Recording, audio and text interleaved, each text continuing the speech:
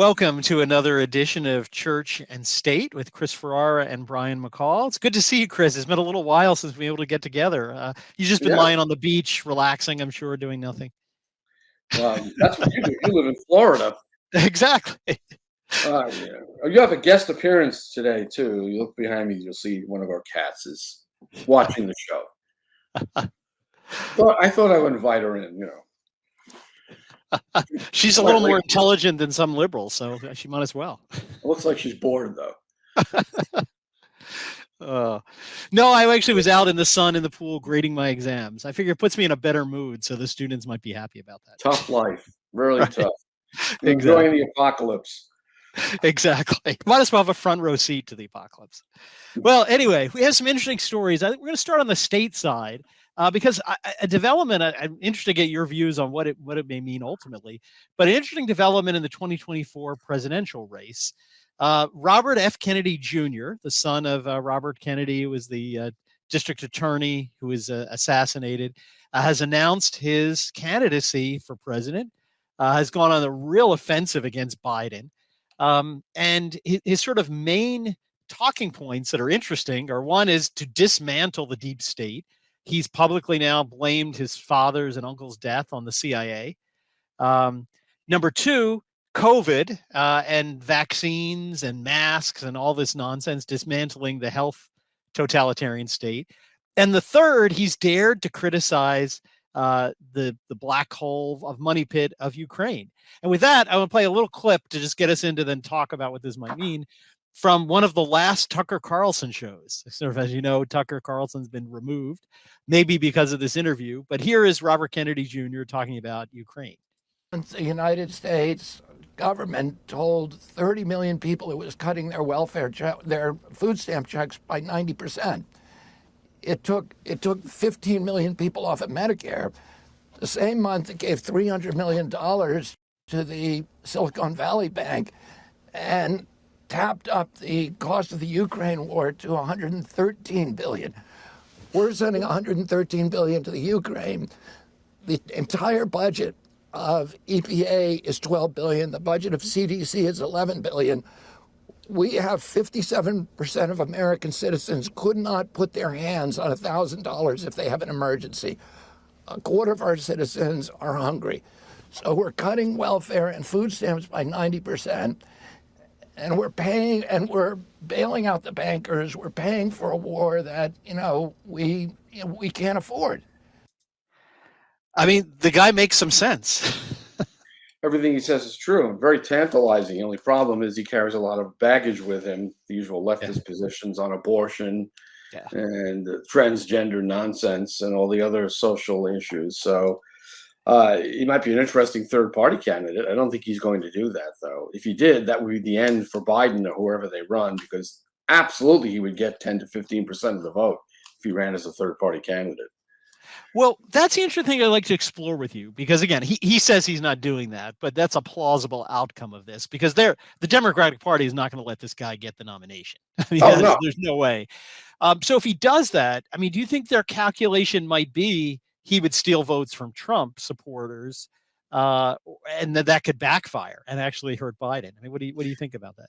That could be a factor, and not with Trump supporters, which are a base that is rock solid, but the independents. He might siphon off 2 or 3% of the independents.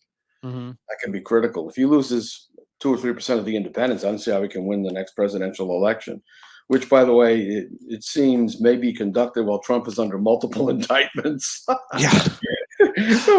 on absolutely fanciful criminal charges. Yeah. They want to charge him for a RICO violation because he made a phone call objecting to the outcome of the election in Georgia. Right. Exactly. It's now trying to contest elections if the Democrats win. Exactly. And again, it's okay. If the Democrats lose, they can question the fairness of elections all they want. Constantly. It's all they do. It's all they do. But anyway, it's interesting. And you're right. Clearly, I should have said that up front. This guy he's not a traditional Catholic. He carries a lot of leftist baggage. But when it comes to the deep state, to these things, I mean, he's like actually willing to speak about the facts. And that seems to makes these people scared. I mean, he he went on ABC to talk about his candidacy. And again, constitutionally, this is amazing. Here's a candidate for the president of the United States. And the news media censored what he said about the vaccines doing more harm than good, and the mandates accomplishing nothing. And he was censored. I mean, isn't that, a clear sort of violation of the whole point of the First Amendment to enable political dialogue? Well, the COVID regime was a test case for the totalitarian state they have in mind, the surveillance state, the health bureaucracy dictating one shutdown after another, part of the Great Reset, the international movement to reset the entire world, and put us under a set of oppressive rules that will never bind the elites. Rules for thee, but not for me, and including the climate change hysteria that's now being promoted in the EU and in the United States as well. So it's all part of the same phenomenon. And to his credit, he identifies the problem, but then what's his solution? So I really doubt that he's going to be in a position to eliminate the deep state if he were, by some miracle, to get elected president. On the other hand, Trump just might be able to do it. Mm-hmm. He's the kind of guy that can get things done. He could call them all into the room at one time as a group and say, "You're fired," every single one of them. Start off with the agency heads. So we'll see. But he's an interesting contradiction to the Democrat narratives, and I think you're right. He has no chance of getting the nomination. I'll bet you, though, that he polls very high and gets a lot of good results in the primaries. You might have another Bernie Sanders steal in order to prevent him from getting the nomination. No, I mean, he's polling 22%. I mean, again, which this early against an incumbent president is pretty amazing. He'll win primaries. I have no doubt he's going to win primaries. Mm. And you're right about, his inconsistency. I mean, where he sort of lies is he's kind of a classical liberal, which got us into this mess in the first place, right? He's a classical liberal. So he does go for the transgender, the abortion, because he does, again, at least to his credit, seem to be a consistent liberal, right? He believes in these things that lead to those bad things, but that's also why he is condemning the totalitarianism that he sees today. In some ways, he's like a bit like the anomaly of Alan Dershowitz, who's another kind of classical liberal, but who sort of sees the bizarre extra constitutional attack on an elected president in his defense of Donald Trump in the impeachment hearings. I mean, it's similar in that sense that they're classical liberals. He's much preferable to Dershowitz, though, because Dershowitz is all in favor of the COVID regime. So I was on a panel in which I debated the lockdown regime and the mask regime and the vaccination regime, and he was a defender of them. I believe he said he would never shake hands again, and he stayed in his house for a year and a half or 2 years. So I in terms of who is the preferable classical liberal, it would have to be RFK Jr. Yeah. So a lot of courageous things. He does. And I actually saw him debate Dershowitz on the vaccine, the mandates. They were about to come out. They hadn't come out yet. And then Dershowitz, again, bizarre, just for Harvard Law, quoting a very weak Supreme Court case from 1905 about a $5 fine for a vaccination, and based on 1905 scientific knowledge. And really, Kennedy just destroyed him on that point. The Jacobson case, that precedent that was so much abused early in the pandemic before the decision in the Brooklyn Diocese case, which basically ignored Jacobson. So, our RFK has a lot of great things to say, to the extent that he is a drag on Democrat efforts to nominate another radical pro-abortion nutcase, because I don't think it's going to be Biden. I don't think he's going to make it through the primaries, if you really want to know. I can't imagine they're going to run him against any viable Republican candidate. He's already a doddering wreck. How in another year and a half to 2 years, he'll barely be able to speak a coherent sentence about anything, even the ice cream he likes. Well, I don't know if we need a year or two. I think he's almost there. I think he's there. Yeah, well, I mean, right now you can put if you give him a cue card, he can read from the cue card, but I think that capacity is going to be gone in another year. Don't forget, this man had 2 open brain surgeries for aneurysms. Yes, I'm amazed that he's still alive. Yeah. Well, it's interesting, but we'll see, and maybe he'll actually hold Kennedy's presence, hold Trump's feet to the fire a little bit on the vaccine point on which he's been weak, and the There's sort of big pharma. it occurs to me there's a factor here that may actually sweep RFK to the nomination, which is the growing scandal of the Biden crime family. Money coming in from China, money coming in from Romania, money coming in from Ukraine, and then being distributed through a whole layer after layer of LLCs and landing in the laps of various Biden relatives, including grandkids. I mean, that's a blatant money laundering scheme in return for no services whatsoever other than providing access to influence. Yeah. That scandal is not going to go away, and RFK will exploit it if he has any sense of the path to victory for him. If that scandal blows up into something even larger than it already is, so that even the legacy media can't deny it, then RFK's got a real shot at getting the nomination, I would think. Yeah, no, it's RFK versus Trump. That would be a horse race.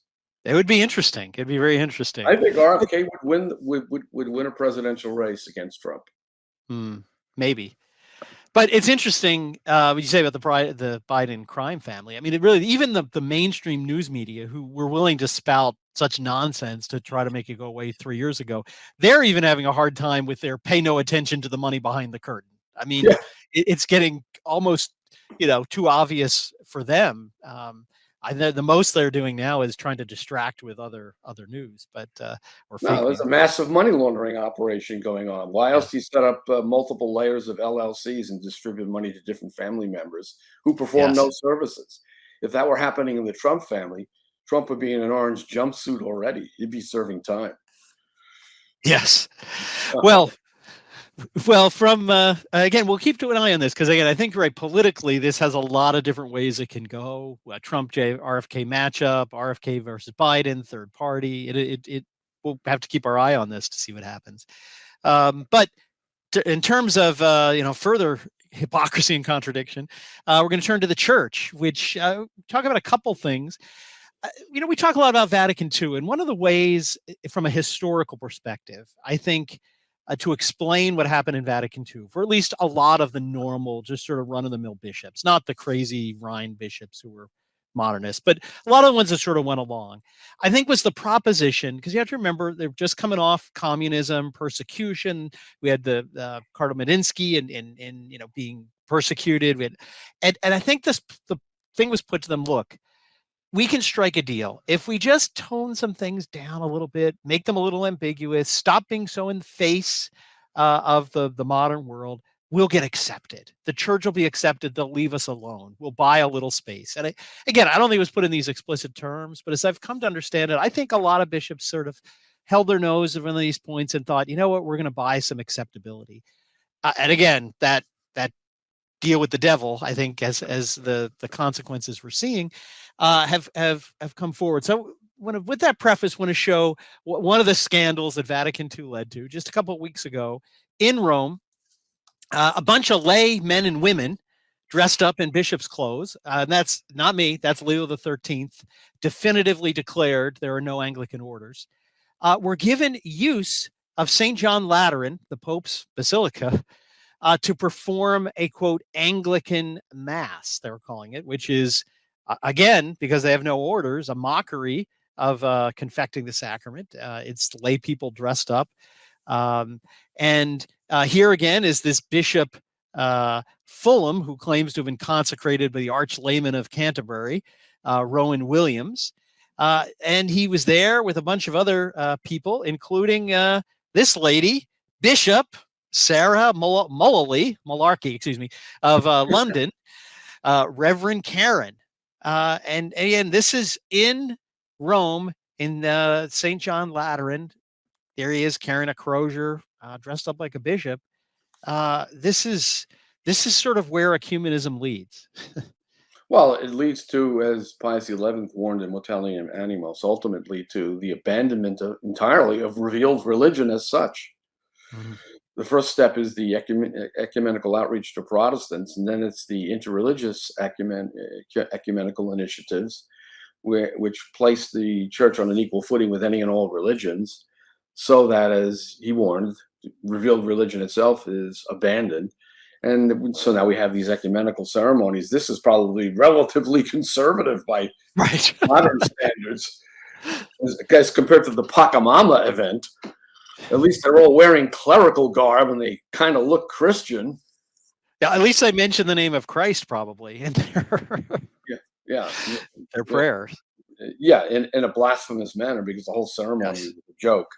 And there is a complication here, though, because after Leo infallibly pronounced on the invalidity of Anglican orders, at least some Anglican bishops had themselves reconsecrated by Eastern Orthodox bishops.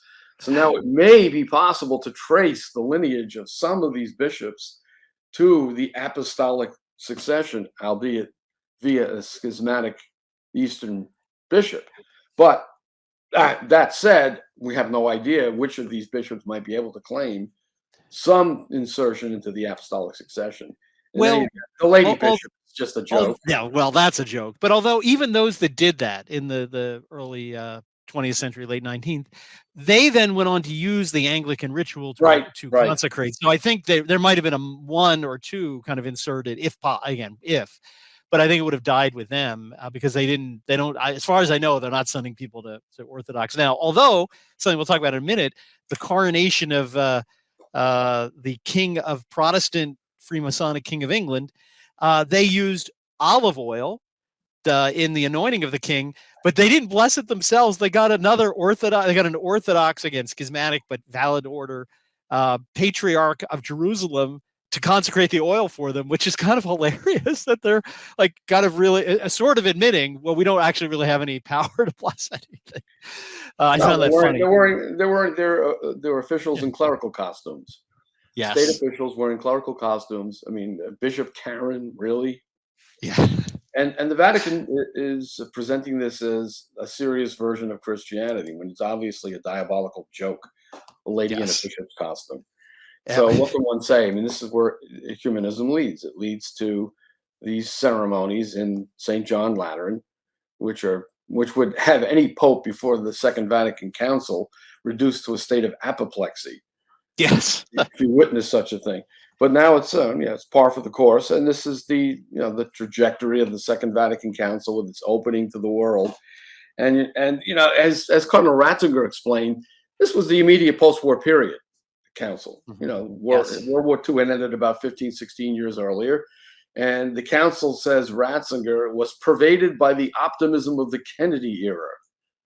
Well, why would a council be pervaded by the optimism of a political state of affairs? What does that have to do with a council? Well, the reason it has a lot to do with this council is that, as the council itself proclaimed, as Paul VI insisted, this was really not about affirming doctrines and dogmas, defending them against errors and denouncing those errors with anathemas.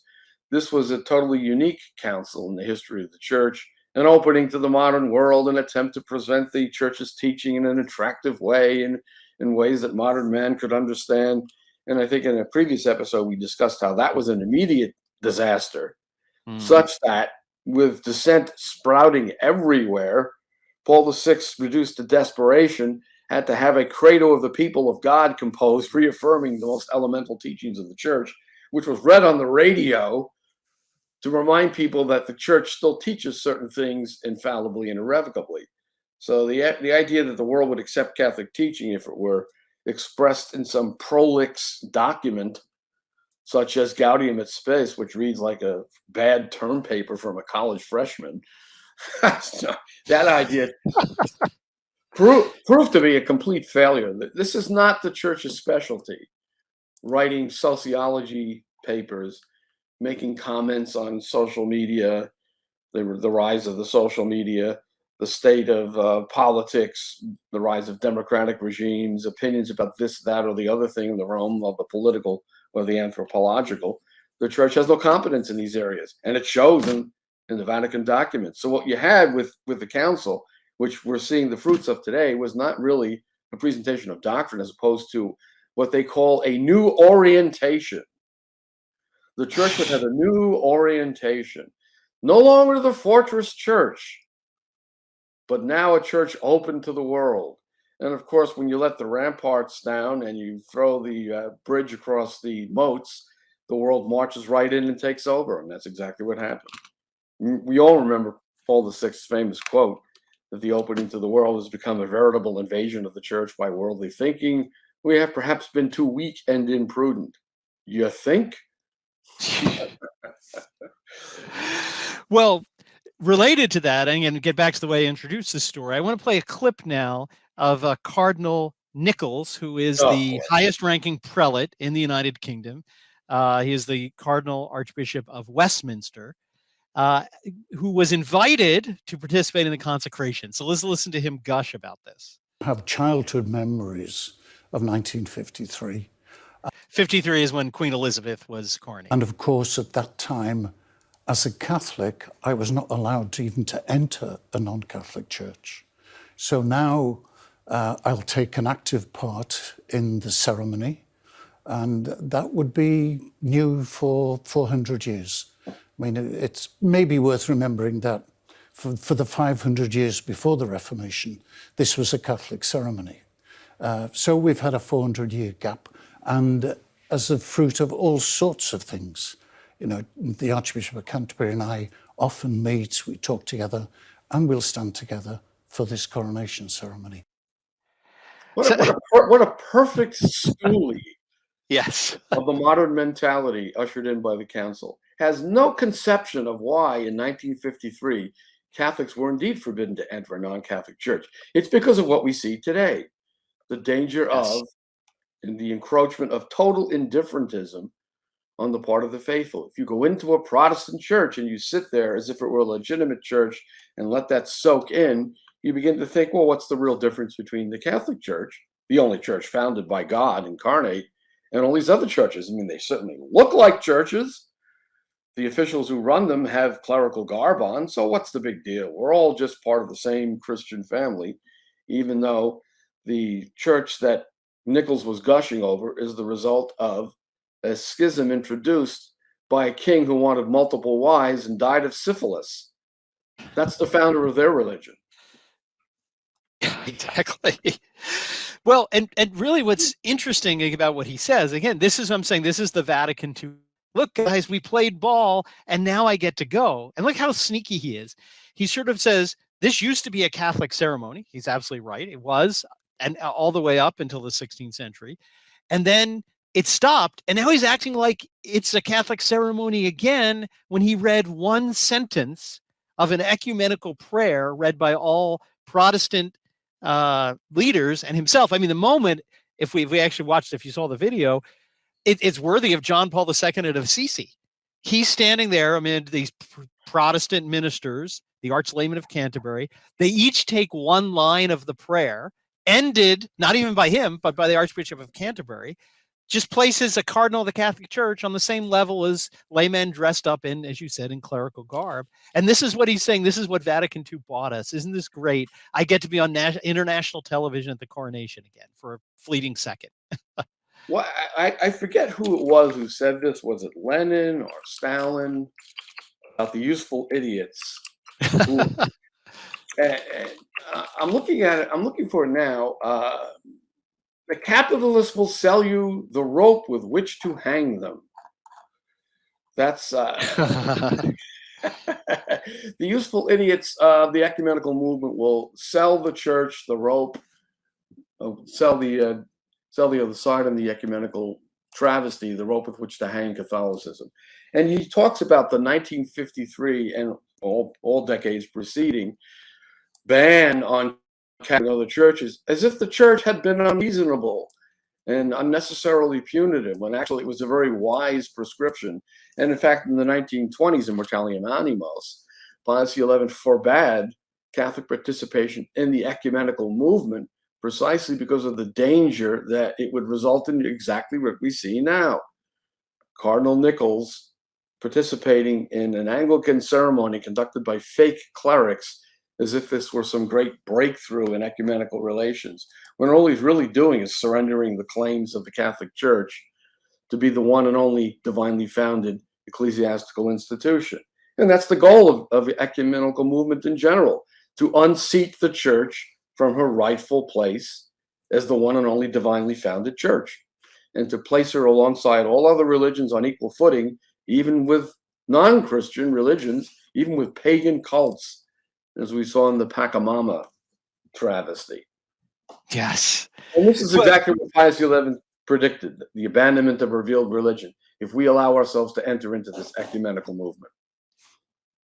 Exactly. And again, my thoughts in watching this were, have you ever seen the movie Man for All Seasons? One of the great scenes is when Richard Rich, who commits perjury to come up with false evidence against Thomas More, commits his perjury. Thomas More says, I have one last question. He says, what is that chain of office you got? Pointing out, he won this. This is what he got for lying.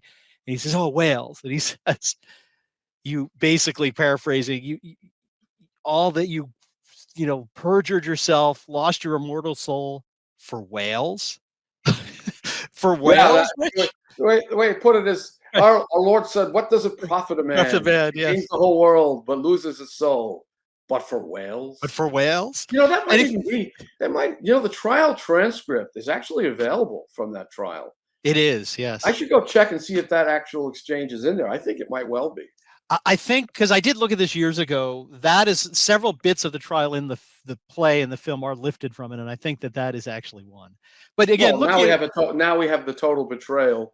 Yes. Of the church's mission in exchange for the approval of our dialogue partners in ecumenism. Again, we document this with every episode. Yes. We're looking at the final stages, a form of ecclesiastical rabies in the human element of the church. Paroxysms of destructive innovation as the Novus Ordo sputters to its demise, and its well-deserved demise. And this is what Francis, of course, is trying to prevent by locking down the Latin Mass communities, because that's the future of the church. Let's face it. So this thing will run its course. There will be a restoration sooner or later, because this madness can't go on much longer.